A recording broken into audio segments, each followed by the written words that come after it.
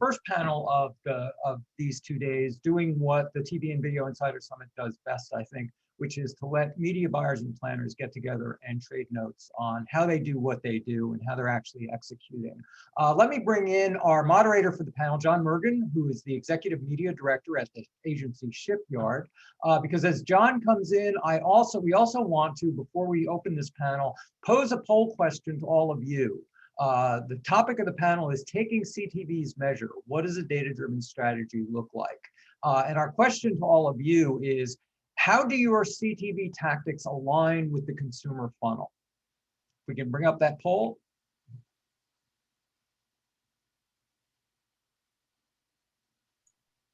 Sorry, Steve, I don't have this one ready to go. Okay. All right. Well, we will bring in John and we'll start the panel. And if we have the poll during the panel, we'll bring it up. John, you there? Come on in. Hey, John. Hi there. Good to see you. Good. How are you doing? All right. Well, buying and planning across screens is one of the most challenging things that media buyers and planners have right now. Everybody is doing it differently, and the whole purpose of this panel is to get a group together to talk about how they're actually executing. So I am going to get out of your way and let you bring in the panel and start the discussion. Right on. Thanks so much. Okay. Hi, everybody. Thanks for attending our session. We have one of the most relevant topics being discussed today, and I'm going to be joined by a terrific panel of marketing experts from leading brands to get into it and get some learning. So today I am joined with Fiona Benmayor, Senior Analyst, North America Media and Consumer Behavior, PepsiCo, Eric Neville, the Senior Manager, Media and Audience Strategy at Cadillac, Hannah Sun, who's the Director of User Acquisition at JibJab, and finally, Eric Tsai, who is the Vice President of Marketing Analytics at Joybird. Hey, guys. Hi there, everybody.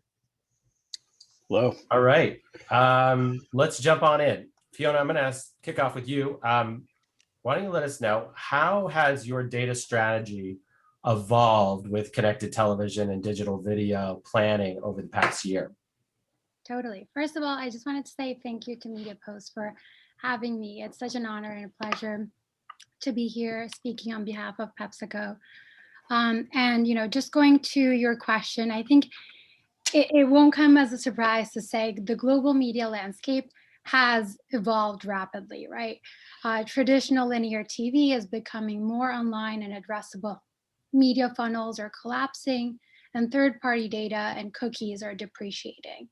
Understanding these shifts, you know, PepsiCo has an opportunity to truly leapfrog this media landscape evolution by building direct, intimate, and dynamic one-on-one relationship with consumers that live across the globe and, you know, make our brands truly more indispensable in driving performance.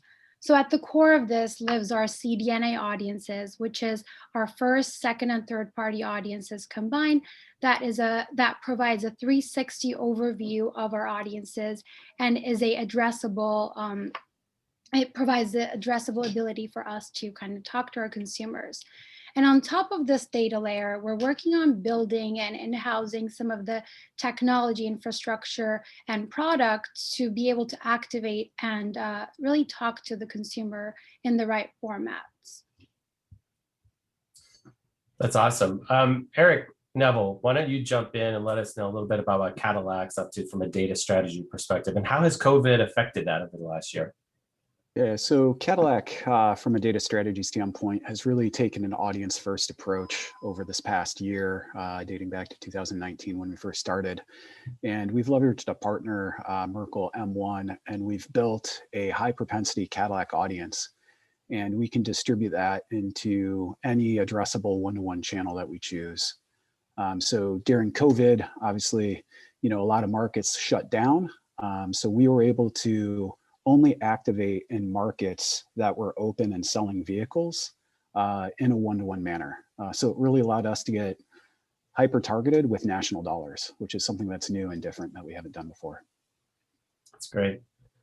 With COVID, a lot of nimbleness has been required over the last year. Hannah, I want to jump to you. Why don't you tell us a little bit about how you guys have at JibJab have applied nimbleness to your data strategy, especially with regards to video? Yeah, so JibJab, we're a company that I'm not sure how familiar you guys are with the We Create Digital e-cards. And so, of course, during a time when you can't get together with your family, we've seen a lot of good growth with the business. One of the biggest signs actually was, this all started about a year ago. Easter's coming up. Easter is never a big holiday for us. And we saw this year when people could not, get together with their families for, an Easter dinner or Easter lunch, right? Like they we're sending our e-cards, like crazy. And so what we've done on a creative strategy standpoint is build e-cards that people are going to want to send. We specifically made something called Quarantine Birthday. It's like an original song that people, we saw a lot of scale with this year. And actually because we were seeing so much scale, we were able to test outside of our main seasonalities, right? So a big piece of content that we're really well known for is called Year in Review. We stopped doing those about 5 years ago. And we've been hearing from our users that they want these cards again. They want to look at like the political landscape from an unbiased perspective in like a silly manner. And so we got to actually test that this year. We pushed that creative out. We got to run some New Year's Eve TV buys, which we've never actually done in the past. And yeah, we got to see a lot of success out of these different types of buys, or even, a more evergreen strategy that looked at the quarantine birthday, or like the evergreen kind of content that we produce. And so this year's been a big testing year for us, and we've gotten a lot of feedback in terms of, are people interested in our product only around Christmas and Valentine's Day, or can we use a data-driven channel like CTV and OTT to really reach our core demographic with quality content that's directly speaking to them and their needs at the time. Right on. I think I did send out one of those quarantine cards, so that's pretty that's pretty fun. Hey, Eric, Tsai, why don't you give us a little bit of insights from Joybird's perspective? So we're always audience first, targeting wise. So we during the pandemic, we actually did extremely well. Obviously, we're in the home furnishing industry, so we're the kind of the winner of the pandemic. Unfortunately, but our business just it just won't stop. And so I think part of our strategy is to continue to expand, right? So obviously, we're not like Pepsi. It'd be nice to have 53% awareness, right? Then it makes your job a lot easier. Your job's different. I don't want to say easier. I don't want to say Todd's job is easier. Let's put it that way, But I think it's more around kind of like, okay, how do we get to that level? Then we can do what they're doing, right? But then we're not at that level. So we got to be able to kind of focus on the areas that we're good in, right? So we're digital native, we're direct to consumer, right? So those are the areas that we play strong in. And then with, CTV and OTT, we're really taking it just like any other channel because now it's a little bit more mature, but it's still not like linear, right? In terms of its reach and in terms of its costs. So I think the way that we wanted to do it is to really understand the methodology, right? So we always use our methodology, which is like, you have a core thesis, and then you kind of said, okay, here's my core business. What is all these other stuff that's going to come in? How are they going to work with everybody else? And how am I going to know that everything is tracked properly? And a lot of times, for example, we would test with Amazon, and we would see, all the Amazon audiences are post-impression. There's so many conversions, right? But none of them is clicked. And so guess what? Our targeting is probably just as good as them, and we don't need to spend money over there for now, right? So I think those are the type of things that we try to learn through a little bit of testing and hacking around audiences. That's great. And I think that kind of tees to another question about targeting strategy. So with media consumption changing so much over the past year with the digital transformation, so I'm curious about audience targeting strategies. Eric, thanks. You kind of tied in a little bit of that. So maybe Eric, Neville, let us know a little bit more about Cadillac's. Like, what are some of those targeting strategies you employed with connected television for Cadillac? Like, how do you make sure you're reaching the right audiences and making sure they're exposed to the messaging that you want them to be?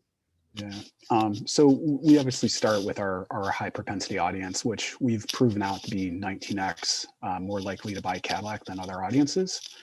And when we push the audience, we obviously make sure that we have a Nielsen tag and everything to make sure that we are delivering against our target audience.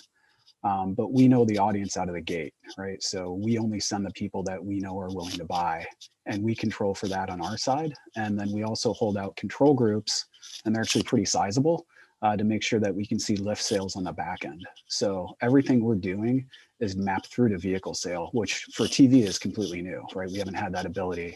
And whether that be on CTV or with our addressable partners and cable partners, we are mapping everything through to vehicle sale. Great.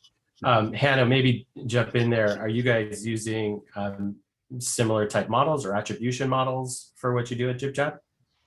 Yeah, so we're similar to the situation that Joybird's in, right? We're not a Pepsi, we're not a Cadillac. Yeah, good. We're just trying to get people to get familiar with our brand and know that we have a product that might be useful for them. For us, we don't have far-reaching budgets that we can play loose with. We have to make sure that all of our dollars are spent in a way that is efficient for the business.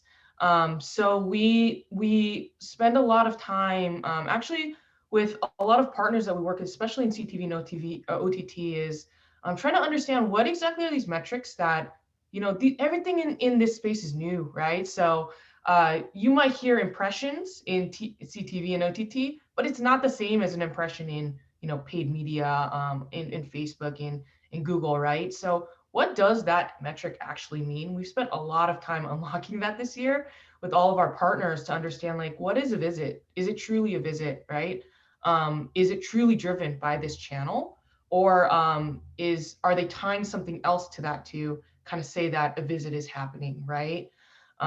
Something that we saw a lot this year was we would scale up with certain partners in CTV and OTT, but we wouldn't necessarily see that scale in terms of the number of purchases that were happening on the back end. And so we spent a lot of time doing things like lift tests to understand, like, are these metrics truly what we think they are? And is the attribution model that this partner is using, is it favoring them in terms of the metrics that we're seeing in their tools? Or are they actually, turning into sales for us, right? And so we've spent a lot of time trying to figure out, as we scale a channel, is that channel actually scaling for us? Are we just hitting the same user in a different channel, right? Right. Is this a Facebook person that's just in OTT now? And are we focused too hard on retargeting in too many channels and just increasing our level of kind of frequency with each of our users? Cool. Well, it kind of like that tees up the idea of measurement, and there's been a lot of stuff written about measurement this year with CTV or maybe the lack thereof measurement. So I'm curious, for each of you, how are you currently measuring what's working well? I think we're hearing a little bit of that right now, but what hasn't worked, and what are some of those lessons that we should learn to make those investments in the future? Fiona, why don't you start us off? Yeah, for sure. I think we've been focusing on two types of measurements. So one is this cross-platform reach and frequency, right? Just understanding how much are we sharing the same messaging to the right consumer, right? What is the overlap across some of the other CTV and OTT type of platforms we're using against linear and some of the social channels? So just trying to really weed that apart to understand and make our investments smarter and better.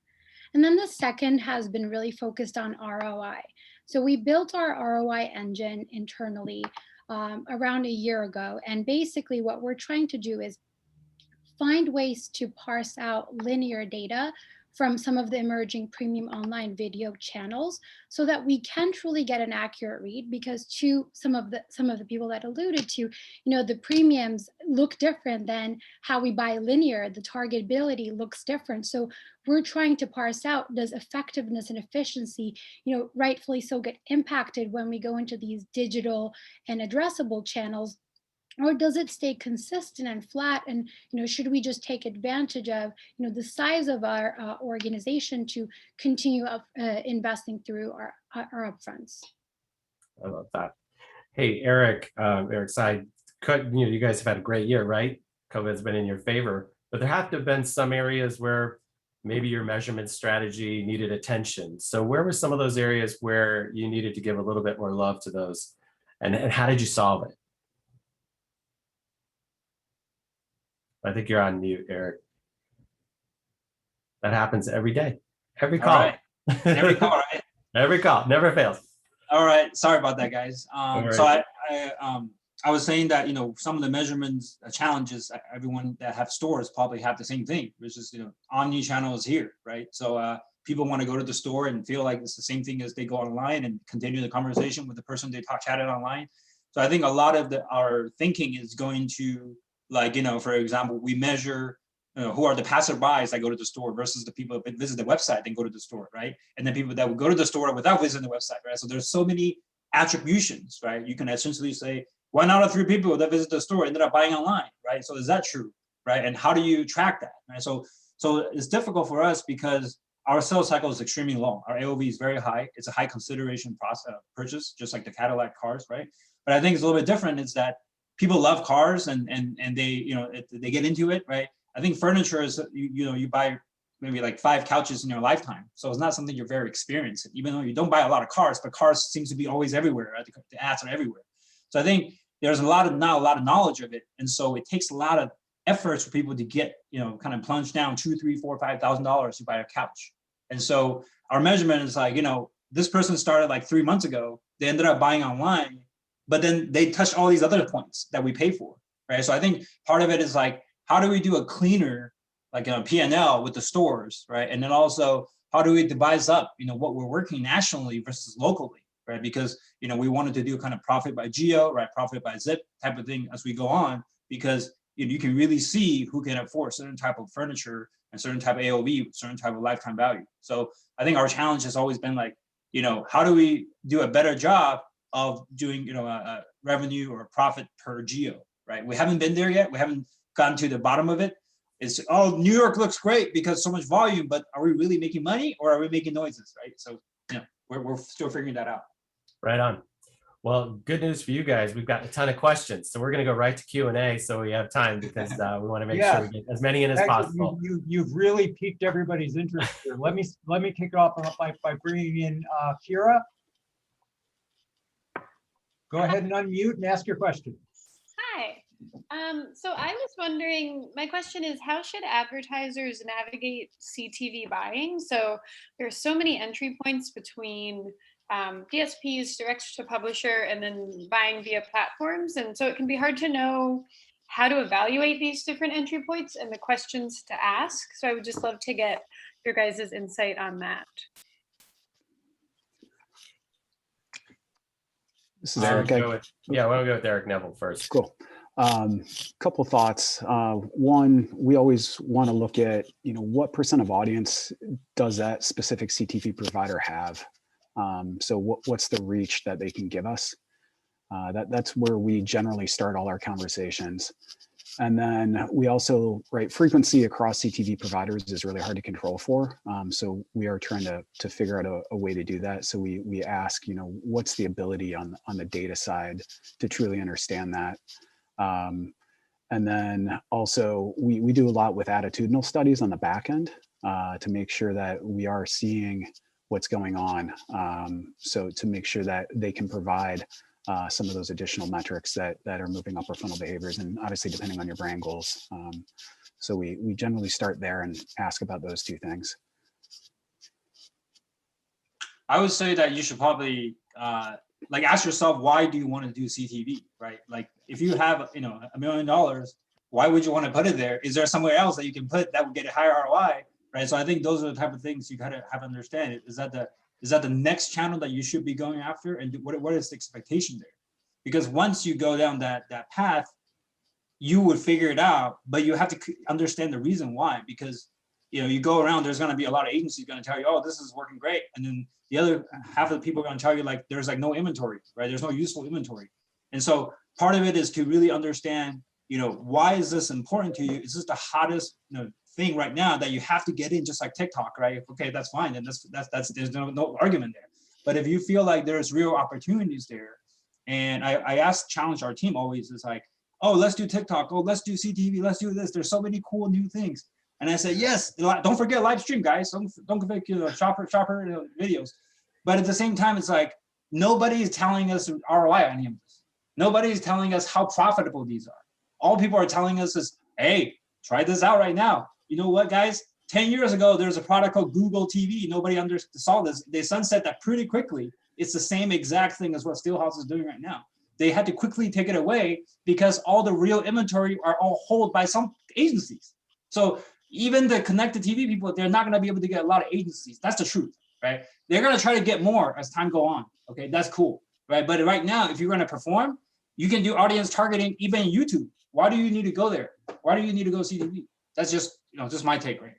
So let's wait. We have a question from Madison regarding measurement. Speaking to Hannah's point regarding measurement and lift, has anyone on the panel run programmatic CTV tests against a direct CTV partnership streaming partner and noticed any difference in lift? Programmatic versus direct. So we actually did a test buy with a programmatic partner over the summer. We had a lot of issues with their metrics and their attribution model really favoring themselves and the platform that they built. We ran a lift test. So I'm not sure how familiar people are with the lift test, but you're essentially making an ad that's not related to your brand at all. And then kind of splitting that against an ad that's related to your brand and seeing kind of what actually happens. Are you seeing impressions and are you seeing purchases coming through on both ads? And if so, it's kind of saying like, maybe this is not as valuable as you think it is, right? So we ran some lift tests on programmatic CTV with a partner we were working with because we were suspicious about some of the numbers we were seeing. And this kind of speaks to the earlier question as well, as like, how do you decide what partner to work with? You should spend a lot of time understanding exactly what the metrics mean. The metric that you see is not the same as a metric that you use in every other channel. It is a new metric that CTV and OTT, they're building this product right now, right? So they're trying to make metrics that make sense and work for you. But these might not work for you, right? When we ran our tests in programmatic, we found that we weren't actually seeing any lift there. And then when we started doing actually direct CTV partnership buys, we did see a lift there, right? So I'm not necessarily saying that programmatic doesn't work. I'm just saying the metrics, if they seem fishy, they might be fishy, right? And it's a good time to decide to test. And if you're seeing a sudden lift in purchases and you're not seeing that on your back end, it's probably a good thing to test to make sure that you are actually getting, the lift that you are hoping for out of whatever partner you work with. Let's squeeze in one last one, this one specifically for Eric Neville. With variations in production and supply for autos, does Eric, do you have changes in the amount of consumer demand that's being created by area channel, or do they continue to drive demand even if they cannot meet supply? We definitely pay attention to our inventory levels. We pay attention to current incentive loads, competition. All those things are informing how we go to market. So it's not a singular view. We definitely look at everything that we can to make decisions on how we activate. So yeah, it's more complex. I'm going to squeeze one last quick one in. But by the way, this is a good reason to come to the roundtable because, like I said, for this summit, there are loads of questions that people have about all this stuff. I love this question. Do you handle your creative assets differently for connected TV and OTT from the way you handle them for linear or true digital?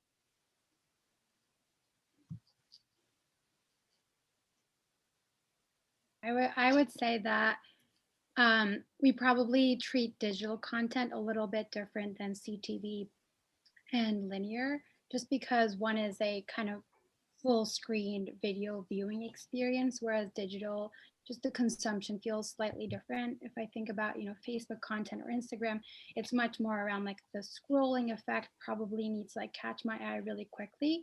I would say same standards and brilliant basics apply true across the board, but I would say that when you are thinking of linear and CTV, it is a bigger screen experience, so you can get a little bit more prescriptive with the storytelling you can do. So I think there can be slight changes and adaptations you can make. Yes. I think you should always be changing your creative against whatever screen, tailored to the screen that's, that the user is using. And so I think a lot of times, if you ever work with an agency, and that you want to do that, they're gonna tell you no. Okay, I'm just letting you know that they're gonna be like, don't use TV on digital. So it's the same As thing. the agency guy, we don't do that. Sorry. Right? You gotta be very nice and be very nice to the client about it, right? You'll be nice if you get another spot and we can put it on Facebook. That's what usually is gonna happen, right? But ultimately, I think if you mimic a regular person of your audience, right? What are they doing every day? Where are they gonna see that thing that you're gonna show them? And what's gonna be happening in their life at that time? Those are very important to understand. If they have two kids yelling, right, and then the phone's ringing and then the water's boiling, that a lot of things that people are running are very forgiving. Media's value is dropping because there's so much of it. So it's so fragmented now. So people are like playing our TV in the background. So how do you want to get people's attention, even if you're just listening? I think part of it is to have an understanding of it. Maybe I gotta shoot people 5 times and they're gonna watch one of them. But then maybe the voiceover is more important than the visual to start with. So these are the type of things I think you gotta get to test. I'm not saying that this is the right prescription. I'm only saying that you should test, but you should test against whatever the screen that you're gonna be advertising on. John, Fiona, Hannah, and the 2 Erics, thank you so much. This was a great discussion. I hope some of you can hang around for the roundtable at the end of the morning because it sounds like there are an awful lot of questions for you guys. Thanks.